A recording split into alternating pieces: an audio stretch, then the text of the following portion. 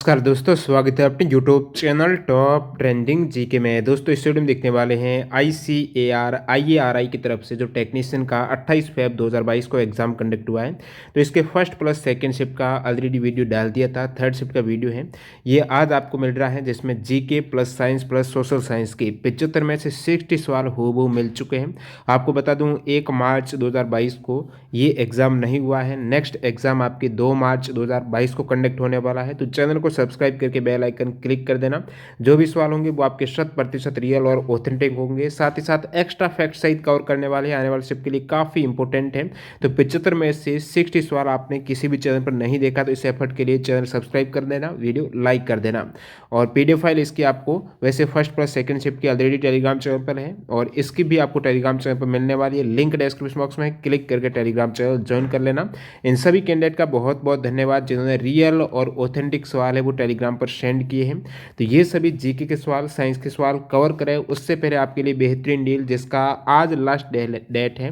आपकी इंटरेस्ट और यहाँ पर डिमांड को ध्यान में रखते हुए पहले 28 फेब थी, अभी यहाँ पर 1 मार्च कर दिया है, जिसमें आपको 12 की बजाय 18 मंथ टेक्स्ट बुक पास मिलने वाला है, 6 मंथ की फ्री वैलिडिटी। साथ ही साथ जो भी इन दिनों के बीच में यदि टेक्स्ट बुक पास बाई करते हैं तो किसी एक लक्की विनर को महिंद्रा थार जैसी कार जीतने का भी अवसर है। यहाँ पर यदि आप TTG के कूपन कोड यूज़ करेंगे, ये टेक्स्ट बुक ऐप और वेबसाइट दोनों पर जाकर जब ये पास बाई करते हो TTG के कूपन कोड से आपको मैक्सिमम 39 रुपये का डिस्काउंट भी मिल जाएगा। डील को ग्रैब जरूर करना। और इसमें आपके सारे एग्जाम्स के मॉक टेस्ट एक ही पास में मिल जाते हैं, चाहे आप SSC की तैयारी करते हो, रेलवे, बैंकिंग, डिफेंस, किसी भी अदर स्टेट या सेंट्रल लेवल गवर्नमेंट एग्जाम की सेम एग्जाम पैटर्न पर आधारित रहते हैं। तो चलिए यहाँ पर कंटिन्यू कर लेते हैं थर्ड शिफ्ट के सारे जीके के सवाल। आपके सामने पहला सवाल, पादप में किसकी उपस्थिति के कारण कोशिका भित्ति से होकर पानी आर पार नहीं जा सकता है? तो वहां पर उपस्थिति रहती है सोबेरिन की। ये एक संश्लिष्ट वश्य अम्ल होता है। सोबेरिन की उपस्थिति के कारण जो पादप है उसमें जो कॉक रहता है, जो कोशिका भित्ति है, वहां से होकर पानी आर पार नहीं जा सकता है।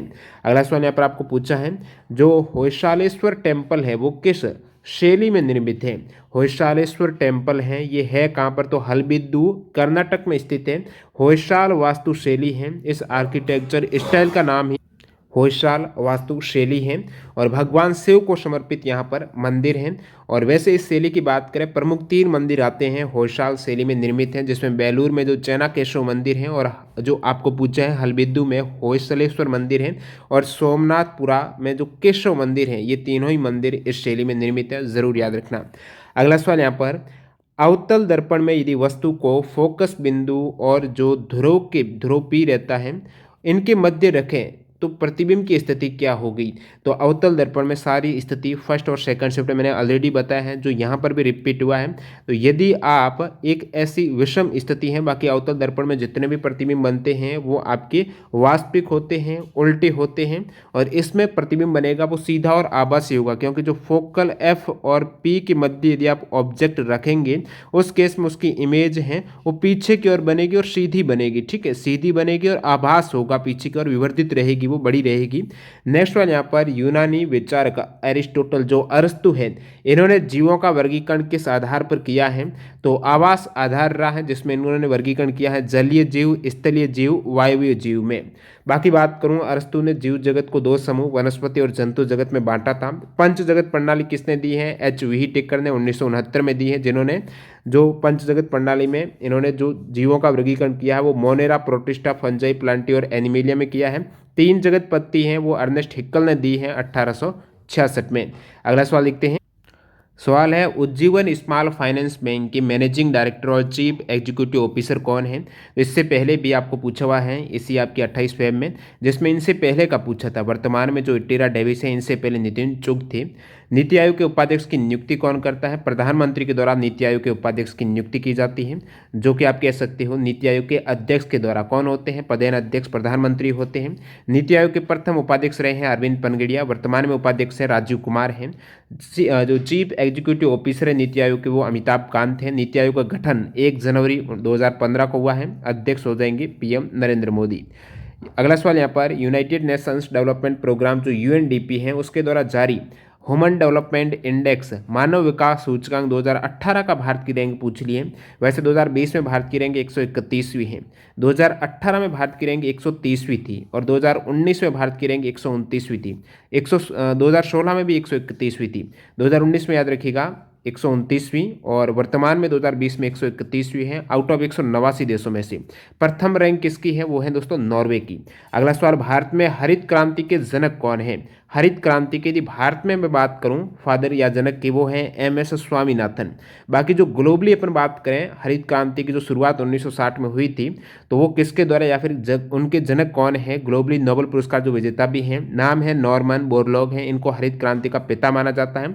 भारत में हरित क्रांति की शुरुआत हुई है 1966-67 में। बात करें श्वेत क्रांति की, तो भारत में इनके जो जनक है वो है वर्गीस कुरियन।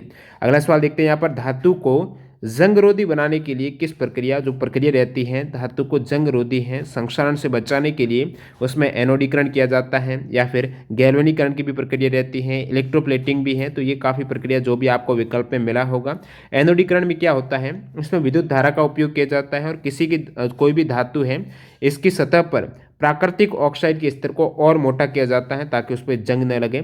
नेक्स्ट वाला देखते हैं यहाँ पर, जो ग्लोबल प्राइवेट बैंकिंग अवार्ड है PWM की तरफ से दिए गए हैं 2021 में, इसके तहत बेस्ट प्राइवेट बैंक का अवार्ड 2021 में मिला है वो HDFC बैंक को दिया गया है। लाला लाजपत राय से संबंधित गलत स्टेटमेंट आपको पूछा था, जिसमें एक विकल्प में दे रखा था आर्य समाज की सक्रिय सदस्य थे, जो कि गलत है। आर्य समाज की बात करें तो इसकी स्थापना है वो स्वामी दयानंद सरस्वती ने की थी 1885 में। कहाँ पर? बम्बई में। नेक्स्ट वन यहाँ पर, रविंद्रनाथ टैगोर किस पोशाक को राष्ट्रीय पोशाक के रूप में डिजाइन करना चाहते थे? रविंद्रनाथ टैगोर हैं वो राष्ट्रीय पोशाक के रूप में डिजाइन करना चाहते थे। उसमें मिश्रित है हिंदू और मुसलमान दोनों प्रमुख समुदायों के मेल से पोशाक डिजाइन करना चाहते थे। उसमें बटनदार लंबा कोट है वो पुरुषों के लिए सबसे उपयुक्त पोशाक थी। पौधों के लिए सूक्ष्म पोषक तत्व कौन सा है? तो सूक्ष्म पोषक तत्वों की बात करें तो उसमें आ जाते हैं लोहा, जिंक जो जस्ता है, मैंगनीज है, कॉपर है, बोरॉन, मोलिब्डेनम, क्लोरीन, ये तत्व हैं। ये पौधों को बहुत कम मात्रा में आवश्यकता रहती है, तो सूक्ष्म पोषक तत्व कह सकते हो। प्रमुख पोषक तत्वों में नाइट्रोजन, फास्फोरस, पोटेशियम है, जो कि पौधे मिट्टी से प्राप्त करते हैं, काफ़ी मात्रा में उसको जरूरत रहती है। और जो सेकेंडरी है कैल्शियम, मैग्नीशियम, गंधक है, ये सेकेंडरी है। और नेक्स्ट वाले यहाँ पर, बाकी पौधों की वृद्धि और विकास के लिए कुल 16 पोषक तत्वों की आवश्यकता रहती है। भाषा संगम का इससे पहले पूछा गया है, आज उल्टा पूछ लिया है। पहले था 22 भाषाओं को समझने के लिए जो ऐप लॉन्च हुआ है भाषा संगम, आज पूछा कितनी भाषाओं के लिए, तो 22 भाषाओं के लिए। 2011 की जनगणना के अनुसार कितने प्रतिशत अनुसूचित जाति बेरोजगार थी? तो थोड़ा सा अस्पष्ट सवाल मिला है, या फिर इसका आंसर एग्जैक्ट किसी को मालूम है तो बता देना। बाकी बात करूं 2011-12 में जो NSSO के आंकड़ा बताता है अनुसूचित जातियों में दिहाड़ी मजदूरों की हिस्सेदारी कितनी थी? 63% थी। दिहाड़ी मजदूरी वो 63% है। और बाकी अन्य पिछड़ा वर्ग के लिए ये मजदूरी 44% है, उच्च जातियों के लिए 42% है। और नेक्स्ट यहाँ पर मैं सेंसस की, वैसे इसमें कुल दिहाड़ी मजदूरों में से लगभग 32% हैं वो अनुसूचित जाति के हैं। ठीक है, शेड्यूल्ड कास्ट के 32%, जितने भी दिहाड़ी मजदूर हैं उनमें 32% SC के हैं, जो कि उनकी पॉपुलेशन जो लगभग 16% है उनसे दोगुने हैं। 2011 सेंसस में SC की जो कास्ट SC शेड्यूल्ड कास्ट की पॉपुलेशन है वो 16.6% थी, ST की 8.6% रही है। अगला सवाल, 2018 के अनुसार भारत में खेती या फिर कृषि योग्य भूमि कितना परसेंटेज है? तो जितना भी लैंड एरिया है उसमें एग्रीकल्चरल लैंड है वो रिपोर्ट की गई है 60.43% है वो कि कृषि योग्य भूमि हो जाएगी, जितना भी क्षेत्रफल है भारत का। मानव कल्याण के लिए कार्य करने वाली संस्थान कौन सी है? जहाँ पर विकल्प था एमनेस्टी इंटरनेशनल, जो अंतर्राष्ट्रीय स्वयंसेवी संस्था है, बिल्कुल नॉन प्रॉफिट पर ये काम करती है। उद्देश्य है मानवीय मूल्य, मानवीय स्वतंत्रता को बचाने एवं भेदभाव मिटाने के लिए, ये मानवाधिकारों के लिए लड़ना इनका प्रमुख उद्देश्य हो जाएगा। स्थापना जो एमनेस्टी इंटरनेशनल, जिसका हेडक्वार्टर लंदन यूके में है, स्थापना जुलाई 1961 में है। ये कहाँ पर हुई है? यूके में। इसकी स्थापना फाउंडर है पीटर बेंसनसन और एरिक बेकर के द्वारा स्थापित है। अगला सवाल लिखते हैं यहाँ पर, चौसा का युद्ध, बिलग्राम का युद्ध हो गया, चौसा का युद्ध हो गया, ये किन के मध्य हुआ है? तो इनमें ये आपको स्टेटमेंट देकर पूछा गया था, चौसा के युद्ध से संबंधित है, जिसमें सही हो जाएगा 1539 में हुआ है। ठीक है, चौसा का युद्ध हुआ है 1539 में। किन के मध्य? मुगल बादशाह हुमायूं और सूरी साम्राज्य के संस्थापक जो शेरशाह सूरी हैं, इनके मध्य हुआ था 1539 में, 26 जून 1539 को। कहाँ पर हुआ? बिहार राज्य, वर्तमान आधुनिक बिहार राज्य के बक्सर जिले में स्थित जो चौसा गांव है, वहीं पर ये चौसा के युद्ध लड़ा गया है। इसमें शेरशाह सूरी की विजय हो गई थी और ये हुमायूं है वो भाग गया था। फिर बिलग्राम युद्ध में भी ये 1540 में। अगला सवाल, लोकसभा में संघ राज्य क्षेत्र का प्रतिनिधित्व करने के लिए ऐसी रीति से जो सांसद विधि के द्वारा उपबंधित करें तो चुने हुए 20 से अधिक सदस्य नहीं होंगे। तो यहाँ पर आपको लोकसभा में जो 20 केंद्र शासित प्रदेश से चुने हुए सदस्य रहते हैं वो किस आर्टिकल में वर्णित है ऐसा? तो अनुच्छेद 81, जिसमें लोकसभा की संरचना है, अनुच्छेद 81 के 1 के भाग बी में ये वर्णन है। और अनुच्छेद 81 का 1 का भाग ए में क्या है? जो राज्य के बारे में है, राज्यों से जो भी चुने हुए सदस्य हैं वो कितने हो सकते हैं? वो 530 से अधिक नहीं होंगे। और केंद्र शासित प्रदेश में कितने? 20, तो 530 और 20 550 हैं। 2 यदि करते हैं तो एंग्लो इंडियन अभी उनका आरक्षण समाप्त कर दिया गया है। तो ये पूरा आर्टिकल 81 के बारे में आपको पता होना चाहिए। नेक्स्ट वाला लिखते हैं, भारत ने दिसंबर 2021 में ब्रह्मोस सुपरसोनिक क्रूज मिसाइल के हवाई संक्रमण का सफल परीक्षण कहां से किया है? 2021 में जो ब्रह्मोस सुपरसोनिक क्रूज मिसाइल का हवाई संस्करण का जो सफल परीक्षण किया है वो ओडिशा के तट चांदीपुर से किया। कहां पर? चांदीपुर, ओडिशा से किया है। अगला सवाल यहाँ पर, पीलिया जॉन्डिस रोग है वो किससे होता है? जॉन्डिस रोग है ये कोई बैक्टीरिया या फिर वायरस से होने वाला रोग नहीं है। पीलिया रोग है ये बिलिरुबिन, एक तरीके से आप रोग भी नहीं कह सकते हो। जब जॉन्डिस हो जाता है उसके बाद हेपेटाइटिस वगैरह का खतरा बढ़ जाता है यदि नेक्स्ट लेवल तक हो जाता है ये। तो अतिरिक्त बिलिरुबिन है ये पीलिया, इसका मुख्य कारण रहता है जिसमें हाइपर बिलिरुबिनिया कहा जाता है। और इस पे प्रभावित अंग रहता है वो लिवर रहता है, यानी बिलिरुबिन की मात्रा बढ़ जाती है। जो पीला रंग है उसी जो बिलिरुबिन है यही वर्णक है। तो इसमें होता क्या है, ये बिलिरुबिन एक नारंगी पीला रंग द्रव्य है। जो लाल रक्त कोशिकाएं आरबीसी टूट जाती हैं उसके दौरान ये बन जाता है, इससे कलर होता है। डीएनए से संबंधित आपको सही स्टेटमेंट बताना था, ऑप्शन पर आधारित सवाल है। डीएनए यानी डीऑक्सीराइबोन्यूक्लिक एसिड है। डीएनए क्या है? एक अणुओं का समूह है जो माता पिता से वंशानुगत गुण या फिर आनुवांशिक लक्षण है, जानकारी है, उनको संतान में स्थानांतरित करने के लिए जिम्मेदार है। डीएनए की खोज है वो है फ्रेडरिक मिश्र ने की है। जोहन फ्रेडरिक मिश्र ने 1869 में डीऑक्सीराइबोन्यूक्लिक एसिड की खोज की है। इसका जो डबल हेलिक्स मॉडल है, डीएनए अणु दोहरे कुंडित मॉडल है, इसको वॉटसन और क्रिक के द्वारा देखा गया है। डीएनए में सूचना को 4 रासायनिक आधार हैं, एडेनिन, ग्वानिन, थाइमिन और साइटोसिन है। आरएनए में फिर यूरेसिल रहता है। तो अगला सवाल लिखते हैं यहाँ पर, 1946 में गठित संविधान सभा में कुल कितने सदस्य थे? जो नवंबर 1946 में संविधान सभा का गठन हुआ है इसमें जो सदस्य थे वो 389 थे।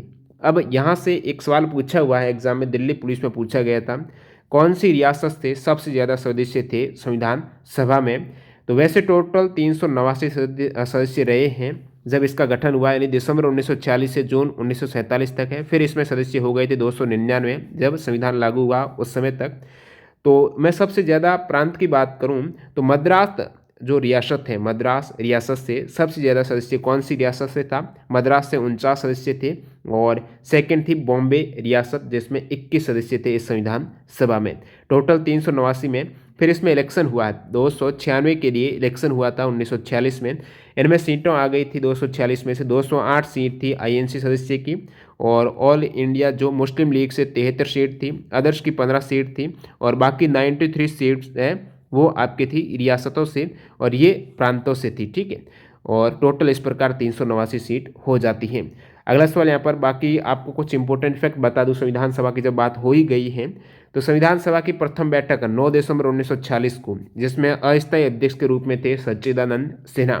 दूसरी बैठक 2 दिन बाद 11 दिसंबर 1946 को, जिसमें स्थायी अध्यक्ष बनाए गए थे डॉक्टर राजेंद्र प्रसाद, और हरेंद्र कुमार मुखर्जी हैं इसके उपाध्यक्ष बने हैं। कौन? हरेंद्र कुमार मुखर्जी। संविधान सभा का विचार सर्वप्रथम है एमएन रॉय के द्वारा ये प्रपोज किया गया है 1934 में, और स्वराज पार्टी का भी आप कह सकते हो। और नेक्स्ट वाला देखते हैं यहाँ पर, national institute of Kathak dance जिसे कथक केंद्र बोलते हैं, कथक केंद्र कहाँ पर है? नई दिल्ली में है। 1964 में स्थापित हुआ है कथक केंद्र। नासा ने अपने मून मिशन के लिए भारतीय मूल के किस अंतरिक्ष यात्रियों को चुना है? अब तक कोई भी भारतीय या फिर भारतीय मूल का अंतरिक्ष यात्री यात्री है वो मून पर नहीं गया है। हालांकि अंतरिक्ष में तो जरूर गए हैं। मून मिशन के लिए भारतीय मूल के जो अंतरिक्ष यात्री को चुना है नासा ने, टोटल 10 में से एक ये भी है, डॉक्टर अनिल मेनन इनका नाम है। नासा के द्वारा जो चुने गए 10 यात्री हैं, इनमें ये भी 45 वर्षीय अनिल हैं। अमेरिकी एयरफोर्स में वर्तमान में लेफ्टिनेंट कर्नल हैं और ये स्पेस एक्स में फ्लाइट सर्जन भी रहे हैं। इस मून मिशन में 10 लोग में से 6 पुरुष हैं और 4 महिलाएं हैं। जाइकोड डी वैक्सीन से बार बार सवाल आ रहे हैं, जो 12 से 18 वर्ष आयु वर्ग के लिए स्वीकृत कोविड-19 वैक्सीन है। दुनिया की पहली कह सकते हो डीएनए वैक्सीन कोविड की है, वो यही है जाइकोड डी, जो भारत के द्वारा निर्मित है, स्वदेश निर्मित है जायडस कैडिला के द्वारा, और ये सुई मुक्त जाइकोड डी है। और फिर ये वैक्सीन के निर्माता आपको पूछा है तो भारत में ही है, जायडस कैडिला के द्वारा। और बाकी अन्य वैक्सीन की बात करें, उनके निर्माता के भी आपको पता होना चाहिए, जैसे कि भारत में निर्मित जो प्रथम स्वदेशी वैक्सीन कोवैक्सीन है, ये भारत बायोटेक और आईसीएमआर के द्वारा निर्मित है। और किस प्रकार की वैक्सीन है? निष्क्रिय विषाणु आधारित है। कोविशील्ड है, ऑक्सफोर्ड और एस्ट्राजेनेका के द्वारा निर्मित है और भारत में इसकी निर्माता है सीरम इंस्टीट्यूट। नेक्स्ट यहाँ पर बात करें स्पुतनिक वी की, वी विन, तो इसके जो निर्माता है रूस में गमलेया रिसर्च इंस्टीट्यूट ऑफ एपिडेमियोलॉजी और माइक्रोबायोलॉजी के द्वारा, और ये adeno virus viral vector vaccine है। फाइजर वैक्सीन है, ये बायो एनटेक कोविड-19 वैक्सीन के निर्माता जर्मन बायोटेक्नोलॉजी कंपनी बायोएनटेक, और ये एमआरएनए बेस्ड वैक्सीन हो जाएगी। मॉडर्ना वैक्सीन है, मॉडर्ना और किसके द्वारा निर्मित है? ये अमेरिकी कंपनी के द्वारा। जॉनसन जॉनसन भी, ये भी अमेरिकी कंपनी के द्वारा निर्मित है। अगला सवाल यहाँ पर पूछा गया है, नागालैंड राज्य के सभी नागरिकों को, विशेष रूप से संकटग्रस्त लोगों को सीधे डायरेक्ट पुलिस से पहुंच आपको संपर्क स्थापित करना है। तो नागालैंड पुलिस ने उनके जो भी यहाँ पर रहते हैं नागरिक, उन हेतु ऐप लॉन्च किया है जिसका नाम है कॉल योर कॉप। अपनी कॉप को डायरेक्ट कॉल कीजिए इस मोबाइल ऐप से। संघ और राज्य सूची से संबंधित सही कथन आपको बताना था, और इसमें जनगणना का भी दे रखा था विकल्प में जो संघ सूची का है, स्वास्थ्य का भी दे रखा था, राज्य सूची का विषय है, और वन्य जीव है, ये संवर्ती सूची के विषय हैं। अगला सवाल देखते हैं यहाँ पर, राष्ट्रीय मानवाधिकार आयोग के अध्यक्ष के रूप में किसे नियुक्त किया जा सकता है? राष्ट्रीय मानवाधिकार आयोग का अध्यक्ष कौन बन सकता है? केवल सुप्रीम कोर्ट का चीफ जस्टिस जो रहा है, सेवानिवृत्त है, वह व्यक्ति जो भारत के सर्वोच्च न्यायालय के सेवानिवृत्त मुख्य न्यायाधीश हैं, उन्हें ही केवल राष्ट्रीय मानवाधिकार आयोग के अध्यक्ष के रूप में नियुक्त किया जा सकता है, जो सर्वोच्च न्यायालय के सेवानिवृत्त चीफ जस्टिस रहे हैं। राष्ट्रीय मानवाधिकार आयोग, इसकी स्थापना 12 अक्टूबर 1993 को की गई है। वर्तमान में अध्यक्ष अरुण कुमार मिश्रा हैं, ए के मिश्रा हैं, और इनके जो अध्यक्ष और जितने भी सदस्य हैं उनका जो टेन्योर रहता है वो कितने वर्ष का रहता है? 3 वर्ष या फिर 70 वर्ष की आयु, जो भी पहले हो। 2011 की सेंसस के अकॉर्डिंग कितने प्रतिशत भारतीयों की मातृभाषा अंग्रेजी थी? तो इसमें जो 22 शेड्यूल लैंग्वेज हैं इनके बारे में तो परसेंटेज का वर्णन दिया गया है, लेकिन जो यहाँ पर अंग्रेजी का पूछा है, जो कि आपकी 8वीं अनुसूची में नहीं है, तो अंग्रेजी में परसेंटेज की यदि बात करूँ, परसेंटेज तो काफ़ी कम होंगे, और 11 के अकॉर्डिंग 121 करोड़ जनसंख्या है, तो इसमें 1% भी नहीं हो रहा है। 2011 की जनगणना में अंग्रेजी जो बोलने वाले हैं मातृभाषा जिन्होंने बताया है वो 2.6 लाख लोग हैं। इनमें भी महाराष्ट्र है ना, यहाँ पर मातृभाषा जो अंग्रेजी मानते हैं उनकी जनसंख्या वो ज़्यादा है। बाकी 2011 की सेंसस के अकॉर्डिंग हिंदी, अपनी मातृभाषा को हिंदी मानने वाली प्रतिशत है 43.63, याद रखिएगा 43.63% हैं भारतीय अपनी मातृभाषा हिंदी बोलते हैं। फिर यहाँ पर मातृभाषा के दूसरे स्थान पर बांग्ला है 8.03%, मराठी 6.86, तेलुगु 6.7, तमिल 5.7, फिर गुजराती आ जाती है। पहली जूट मिल कोलकाता के पास हुगली नदी पर कहाँ पर स्थापित की गई थी? भारत में प्रथम जूट मिल है, ये दोस्तों कहाँ पर हुई थी? तो ये हो जाएगा आपकी रिसरा। रिसरा में 1855 में कोलकाता के पास हुगली नदी पर रिसरा में इसकी स्थापना की गई थी, प्रथम जूट मिल की। What was the first thing printed on the Gutenberg press? Gutenberg जो प्रेस है उस पर पहली कोई भी वस्तु जो प्रकाशित हुई है वो है गुटेनबर्ग बाइबल, इसका नाम है पुस्तक का। जीवाश्म ईंधन संबंधित सही कथन आपको चुनना था। जीवाश्म ईंधन है, इसकी परिभाषा सभी को पता होगी। बहुत पहले यानी करोड़ों वर्ष पूर्व जो भी उच्च दाब और ताप से मरने के बाद जो जीव जंतु पेड़ पौधे हैं उनके अवशेष लंबे समय तक ईंधन के रूप में कन्वर्ट हो गए हैं, वही जीवाश्म ईंधन है, जिसमें पेट्रोलियम उत्पाद, कोयला, प्राकृतिक गैस वगैरह आ जाते हैं। प्रकाश किरण का विरल से सघन माध्यम में प्रवेश है। विरल में स्पीड कम, सघन में स्पीड है। विरल में ज़्यादा, सघन में कम होगी तो इस रफ्तार से नहीं जाएगी, थोड़ी धीमे हो जाएगी। जो भी ये अभिलंब है इनके पास आ जाएगी, झुक जाएगी। कौन सी एक्सोथर्मिक रिएक्शन यानी ऊष्माक्षेपी, ऊष्माक्षेपी का मतलब क्या है, ऊष्मा को छोड़ देती है, और ऊष्माशोषी होती है जो ग्रहण करती है। तो पूछा कौन से ऊष्माक्षेपी रिएक्शन नहीं है। नहीं का मतलब ऑप्शन था फोटोसिंथेसिस, प्रकाश संश्लेषण है। ये एंडोथर्मिक है, ऊष्माशोषी है। इसमें ऊर्जा है वो सूर्य से लेते हैं पेड़ पौधे, प्रकाश संश्लेषण करते हैं, कार्बन डाइऑक्साइड, जल और प्रकाश के, तो क्लोरोफिल से। यहाँ पर आपका ग्लूकोज या फिर जो पौधों के लिए कार्बोहाइड्रेट प्लस ऑक्सीजन क्या है, मुक्त होती है। अगला सवाल, एजाज पटेल किस देश के खिलाड़ी। एजाज पटेल न्यूजीलैंड के क्रिकेटर हैं। इनके नाम अभी जो दिसंबर 2021 में वानखेड़े टेस्ट मैच हुआ था भारत के खिलाफ, 10 विकेट ले लिए थे एक पारी में, ये पहली शिफ्ट में भी आ चुका है। बाल गंगाधर तिलक से संबंधित गलत कथन आपको चुनना था। बाल गंगाधर तिलक, इनका मूल नाम है केशव, ठीक है, केशव गंगाधर तिलक हो जाएगा। जन्म हुआ 1856 में 23 जुलाई को, कहाँ पर, रत्नागिरी महाराष्ट्र में। इनके द्वारा प्रकाशित जो समाचार पत्र है वो है मराठी में केसरी था, इंग्लिश में मराठा है। और भारतीय होम रूल लीग की स्थापना भी बाल गंगाधर तिलक ने की थी, कब, 1916 में की है। इनसे पहले इन्हें कैद कर लिया गया था, 6 वर्ष के कठोर कारावास के अंतर्गत रहे थे। 1897 को गिरफ्तार किया गया था।